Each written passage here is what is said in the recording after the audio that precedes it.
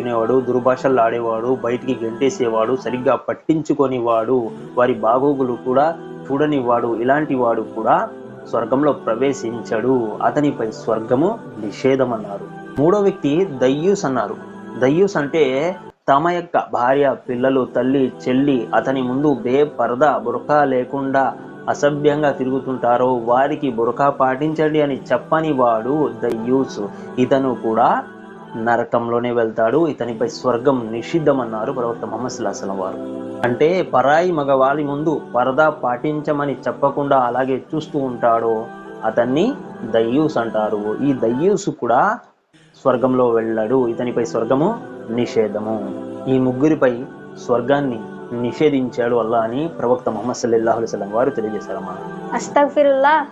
అల్లా క్షమించుగాక, అల్లా వారికి హిదాయత్ని ప్రసాదించుగాక. ఆమీన్.